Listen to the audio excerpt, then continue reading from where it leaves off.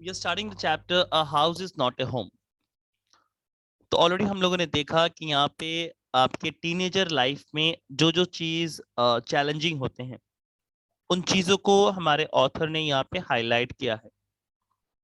My first year of a school, high school, felt awkward after leaving junior high at the head of my class with all the seniority. The upper grade labels could afford me. तो अगर मैं बात करूं तो writer का हम लोग क्या करते हैं ना, जूनियर टू सीनियर हम लोग को ट्रांसफर होना पड़ता है आफ्टर सडन टाइम. हमारे क्लास 5 या 6 के बाद वी नीड टू 5 के बाद हमें 6 जो है वो सीनियर क्लासेस में होते हैं. और ये राइटर के लिए थोड़ा अजीब था. The school was twice as big as my old school, and to make matter worse, my closest friend was sent to a different high school. I felt very isolated. तो जो उसका पुराना स्कूल था उससे उसका नया स्कूल दुगना बड़ा है. और सबसे बुरा बात जो हुआ है, उसके जितने भी फ्रेंड्स थे वो सारे फ्रेंड्स दूसरे जगह चले गए हैं. And that is the problem. I missed my old teachers so much that I would go back and visit them. तो पुराने टीचर्स का याद आते हैं और पुराने टीचर्स के पास जाके वो मिल के आते हैं. They would encourage me to get involved in school activities so that I could meet new people. तो मेरे पुराने टीचर्स मुझे बोलते हैं कि जितना हो सके स्कूल एक्टिविटीज में हिस्सा लीजिए, तो ऑटोमेटिकली आपका जो क्लियरेंस होगा, आपके जो लोगों का कम्युनिकेशन पार्ट होगा वो अच्छा होगा, लोग आपको जानेंगे. They told me that in time I would just and probably end up loving my new school than more than I had my old one. तो मेरे पुराने टीचर्स क्या बोलते हैं, जो आप अगर उस स्कूल को प्यार करेंगे तो वो स्कूल भी आपको प्यार करेगा और आपके पुराने स्कूल से ज्यादा वो आपके पास अजीज होगा. They made me promise that when that happened, I would still come and visit them from time to time. अब जैसे समय के साथ साथ मुझे वो अच्छे लगने लगेंगे, मैं पुराने स्कूल को भूल ना जाऊं और उनके पास आके मिलता चलूं. I understand the psychology in what they were saying, but I took some comfort in it, nothing less. मैं उनके बात समझ रहा था, वो क्या बोलना चाहते हैं. तो एक संडे आफ्टरनून का समय था जब मैंने अपना हाई स्कूल शुरू किया था. मैं अपने डाइनिंग टेबल जहाँ पे है उस रूम में मैं बैठा था और अपना होमवर्क कर रहा था.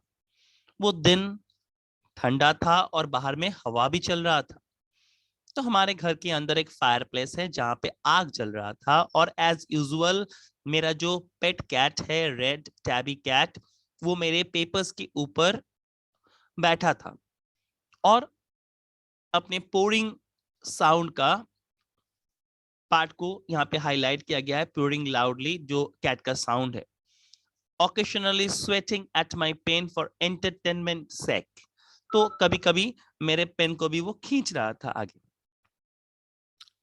Now she was never far from me. I had rescued her when she was a kitten. तो ये कहानी कुछ इस तरीके का है कि ये जो टैबी कैट है, इस टैबी कैट को हमारे राइटर ने बचाया था और आज उसको एक अच्छा जिंदगी देने में उनका सबसे बड़ा हाथ है. Now my mother kept stalking. My mother kept stalking the fire to keep the house nice and warm. Stalking the fire मतलब कुछ ना कुछ लकड़ी वहां पे डाला जाता है उस फायर को आगे जला के रखने के लिए. Suddenly I smelled something strange and then I noticed it smoke pouring in through the seams of the ceiling. तो तब मैंने नोटिस किया कि धुआं निकल रहा था. कहां से धुआं निकल रहा था ना, सीलिंग से. The smoke began to fill the room so quickly that we could barely see. तो धीरे धीरे पूरा रूम धुएं से भर गया और शायद ही मैं बाहर का कुछ चीज देख पा रहा था.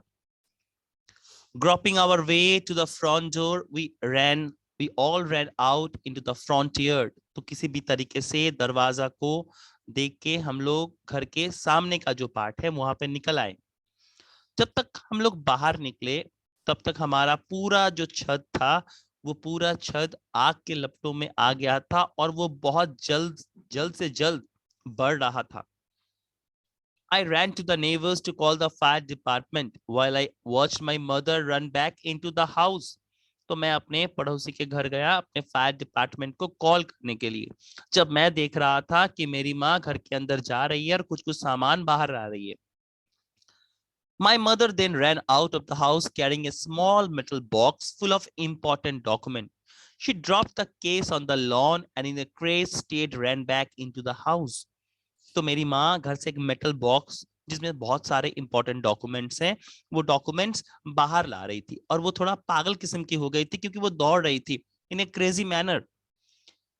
आई knew what she was after. मुझे पता था वो किस लिए अंदर जा रही थी. मैं बहुत ही छोटा था तब मेरे पापा का देहांत हो गया था, तो मैं जानता था कि मम्मी अंदर जा रही है वो पिक्चर्स को लेने के लिए, जो लेटर्स को लेने के लिए, जो फ्लेम्स में जल ना जाए. They were the only thing that she had to remember him by. Still I screamed at her, Mom, no. मुझे पता था, फिर भी मैंने माँ के ऊपर चिल्लाया और बोला, माँ नहीं, अंदर नहीं जाओगे. I was about to run after her when I felt a large hand hold me back. तो मैं जब उनके पीछे जाने वाला था, मुझे पीछे से कोई खींचा, और वो कौन था? ना फायरमैन था. I hadn't even noticed that the street had already filled with fire trucks. तो मैंने नोटिस भी नहीं किया था कि पूरे स्ट्रीट्स में चारों ओर फायर ब्रिगेड्स आ गए हैं. I was trying to free myself from his grabs, yelling, "You don't understand, my mother in there." तो मैं चिल्ला रहा था, अपने आप को छुड़ाने का कोशिश कर रहा था क्योंकि मेरी माँ अंदर थी. He held on to me while other firefighters ran into the house.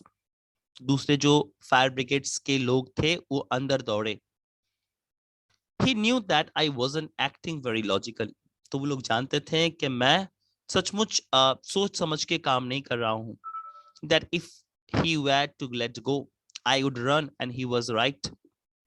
It's all right. They will get her, he said. तो आप चिंता मत कीजिए, आपकी माँ ठीक रहेगी. जब वो अंदर से उनके माँ को लेके आए, उन्होंने एक ब्लैंकेट, अब ये ब्लैंकेट को आप कह सकते हैं चादर या कंबल.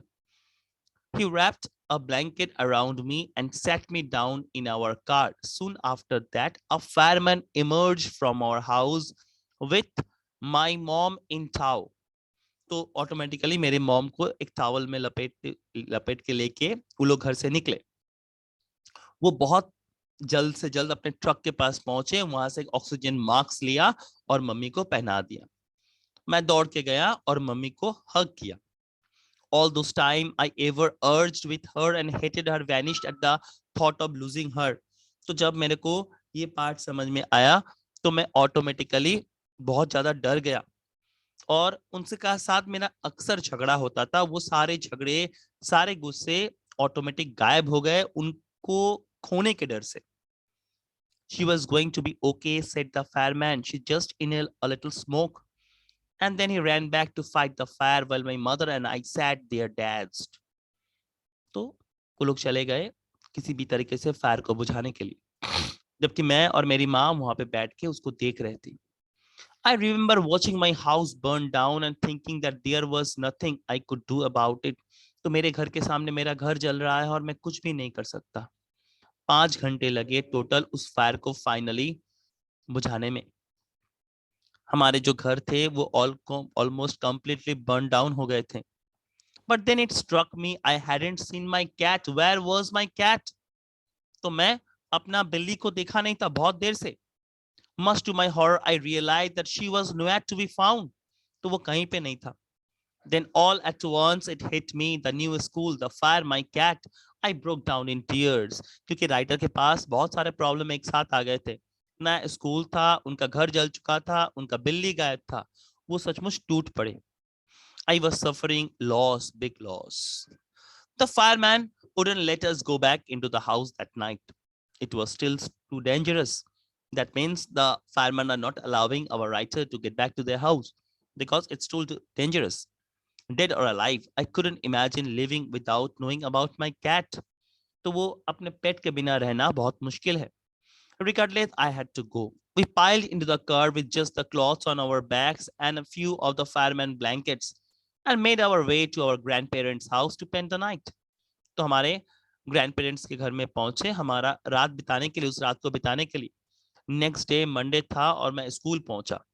When the fire broke out, I was still wearing the dress I had worn to church that morning, but I had no shoes. तो मेरे पास वही स्कूल ड्रेस थे क्योंकि मैं सुबह चर्च गया था. चर्च आने के बाद से मैं बैठ के होमवर्क कर रहा था अपना. तो मेरे पास मेरे जूते नहीं थे क्योंकि मैंने जूते अपने होमवर्क करते समय कहीं फेंक दिया था. They become yet another casualty of the fire, so I had to borrow some tennis shoes from my aunt. तो मेरे आंटी से मुझे कुछ टेनिस शूज उधार करके पहन के स्कूल जाना पड़ा. Why couldn't I just stay home from school? My mother wouldn't hear of it, but I was totally embarrassed by everything. तो मेरी माँ नहीं सुनेगी कि मैं घर पे रहूं. The clothes I was wearing looked weird. I had no books or homework. My backpack was gone. I had my life in that backpack. The more I tried to fit in, the worse it got. तो मेरा ना book था, ना homework था, ना कुछ था. जूता भी उधार करके पहन के आए थे. The more I tried to fit in, the worse it got. तो जितना मैं अपने आप को चीजों के साथ मिलाने का कोशिश करता हूँ उतना ही बुरा चीज मेरे साथ हो रहा है. Was I destined to be an outcast and a geek and all my life? That what it felt like. I didn't want to grow up, change or have to handle life if it was going to be this way. तो मुझे बड़ा नहीं होना है और मुझे इस तरीके से लाइफ को हैंडल नहीं करना है. I just want to curl up and die. तो जीवन में आपको ऐसे पोजीशंस आएंगे जहां पे आपको टूट के बिखर नहीं जाना है. आपको आपके हिम्मत के साथ उस पर्टिकुलर सिचुएशन का मुकाबला करना है. अगर आप डर के भाग जाते हैं तो सारा जीवन आपको भागना पड़ेगा. तो it's better to face the challenge. उस समय आप उस चैलेंज को फेस कीजिए और चैलेंज को फेस करेंगे तो एक नया एक्सपीरियंस बनेगा. क्योंकि life is a problem, you need to deal with it. और life is a challenge, you need to accept it. तो ये पार्ट राइटर आपको क्लियरली समझा रहा है यहां से. I walked around school like a zombie. Zombie क्या होता है ना, एक तरीके का भूत है. Everything felt surreal and I wasn't sure what was going to happen. All the security I had known from my old school, my friend, my house, my cat had all been wiped away. तो जितने भी चीज मेरे पास थे, मेरे पुराने school, मेरे दोस्त, मेरा घर, मेरा पेट कैट, सारे चीज मुझसे चले गए हैं, दूर हो गए हैं. When I walked through what used to be my house after school that day, I was shocked to see how such damage there was. Whatever hadn't burned were destroyed by the water and chemicals. तो school के बाद जब मैं अपने घर पहुंचा तो मैं देख के दंग रह गया. क्या कुछ भी बाकी नहीं था, सारा कुछ जल चुका था और केमिकल्स और पानी ने बाकी चीजों को बर्बाद कर दिया था. The only material thing not destroyed were the photo albums, document, and some personal item that my mother had managed to heroically rescue. तो कुछ चीज मेरी माँ की वजह से बच गया था. But my cat was gone. My heart ached for her. तो मेरा बिल्ली मेरे से दूर हो गया है, मेरा पेट मेरे से दूर हो गया और मेरा दिल बहुत दुखता है इसके लिए. There was no time to grieve. My mother rushed me out of the house. We would have to find a place to live, and I would have to go buy some clothes for school. तो मेरी माँ मेरे को लेके एक नया जगह ढूंढने लगी जहाँ पे हम लोग रह सकते हैं. We had to borrow money from our grandparents because there were no credit cards, cash, or even any identification to be able to withdraw money from the bank. तो हमारे पास ना क्रेडिट कार्ड थे, सॉरी, ना credit card थे, ना कोई bank के documents था, ना कोई कैश था. और इस कारण से दादाजी से हम लोगों को ग्रैंड पेरेंट्स से उधार लेना पड़ा था क्योंकि सारा कुछ चल गया था. That week, the rubble that used to be our house was being cleared off the lot. Even though we had rented an apartment nearby, I would go over to watch them clear away debris, thinking about her as that vulnerable little kitten. In the early morning, when I would disturb her and get out of bed, we should tag along after me, climb up my robe and crawl into my pocket to fall asleep. I was missing her terribly. तो उसके kitten के साथ बिताया हुआ उसका पल उसको बार बार याद आते हैं और वो और ज्यादा दुखी हो जाता है। It always seems that bad news spreads quickly. ये हम सब लोग जानते हैं कि बुरा खबर बहुत जल्दी फैलता है। And in my case, it was no different. Everyone in high school, including the teacher, was aware of my plight. तो मेरे कंडीशन के बारे में सारे टीचर, हाई स्कूल के स्टूडेंट, सारे लोग जान गए थे। मुझे बहुत बुरा लग रहा था। What a way to start off a new school. This was not the kind of attention I was looking for. तो इस तरीके का अटेंशन मुझे नहीं चाहिए था लोगों से। The next day at school, people were acting even more strange than usual. तो नेक्स्ट डे स्कूल में जब मैंने गया तो मुझे मेरे साथ सारा कुछ अजीबोगरीब हो रहा था। जब मैं अपने जिम क्लास के लिए रेडी हो रहा था अपने लॉकर के पास, कुछ लोग मेरे पास आए और बोले आप जल्दी करिए। तो मेरे पास ये थोड़ा स्ट्रेंज लगा, क्योंकि लास्ट कुछ पास्ट वीक से मेरे साथ जो हो रहा है, अब मुझे कुछ भी चीज के लिए सरप्राइज नहीं होना है। It almost seemed that they were trying to shove me into the gym. Then I saw why. There was a big table set up with all kinds of stuff on it just for me. They had taken up a collection and bought me school supplies, notebook and all kind of different clothes. तो student ने अपने तरीके से चंदा उठाए हैं, सारे लोग ने पैसा दिया है और बहुत तरीके का चीज हमारे राइटर या हमारे हीरो जैन के लिए ला के दिए हैं। अब उनमें से क्या था ना, उनके स्कूल सप्लाईज थे, नोटबुक्स थे, जीन्स था, स्वेट शॉप्स था, जैसा लग रहा था कोई क्रिसमस है उसके लिए। वो बहुत ज्यादा भावुक हो गया। जो लोग उसके साथ पहले कभी बात नहीं किए थे, वो लोग आगे आ रहे थे और अपना परिचय दे रहे थे और उसको अपने घर पे जाने का न्योता दे रहे थे। Their genuine outpouring of concern really touched me. In that instant, I finally breathed a sigh of relief and thought for the first time that things were going to be okay. I made friends that day. तो पहली बार मुझे कुछ शांति महसूस हुआ, क्योंकि पहली बार मैं अपने नया स्कूल में दोस्त बनाने जा रहा हूं। A month later, I was at my home watching them rebuild it. By this time, it was a different. I wasn't alone. एक महीने के बाद हमारा घर बन रहा था, मगर ये समय मेरे लिए अलग था क्योंकि मैं अकेला नहीं था। मेरे साथ मेरे नया स्कूल से 2 फ्रेंड्स हैं। It took a fire for me to stop focusing on my feeling of insecurity and open up to the all wonderful people around me. तो एक घटना से मेरे चारों ओर के जो वर्ल्ड थे वो खुल गए थे। मेरे को नए लोगों से बातचीत हो रहा था और मैं अपने घर के पास बैठा था, अपने घर को बनाया जा रहा था। मिस्त्री काम कर रहे थे, वो देख रहे थे।